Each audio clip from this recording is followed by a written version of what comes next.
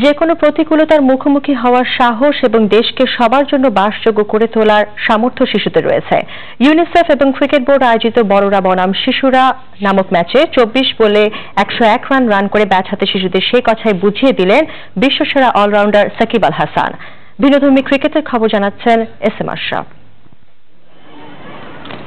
বড়দের দলে একসময়ের কিংবদন্তি আকরাম খান, মিনহাজুল আবিদিন নান্নু, হাবিবুল বাশার সুমন, নাইমুর রহমান দুর্জয় এবং একটু আগে রাকিবুল প্রতিপক্ষ দলে সাকিবই ভরসা।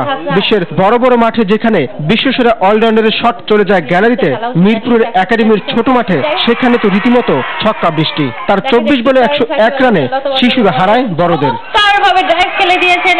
এরপর ভক্তদের মাঝে আর খুঁজেই পাওয়া গেল না সাকিবকে। এমন এক ম্যাচ খেলতে পেরে আবেগে আপ্লুত শিশুরা। আমার মনে হয় একটা স্বপ্ন দেখতেছি, শুয়ে এরকম লাগতেছে, মানে অনেক অনেক একটা মানে ভাবতে পারি আমার চোখ দিয়ে পানি এসে পড়ছিল তখনকার। ডিসিপ্লিন সম্পর্কে অনেক ভালো জানলাম, কিভাবে অ্যাফোর্ড দিতে হয়, তারপর কিভাবে ইয়েস নো কল করতে হয়, এসব অনেক। সাকিবও খুশি ছোটদের সময় দিতে পেরে। ওরা খুবই এনজয় করছে। আমি মানে ভাবি নাই যে এরা এত ভালো খেলে, বাট বেশ কয়েকজন ছিল যারা আসলে অনেক ভালো খেলে। ভবিষ্যতে শিশুদের নিয়ে এ ধরনের যে কোনো আয়োজনে সঙ্গে থাকার কথাও বলেন ক্রিকেটের সুপারম্যান। আরো ইনভলভমেন্ট সবার যদি হয়। এস.এম. আশরাফ, RTV, ঢাকা।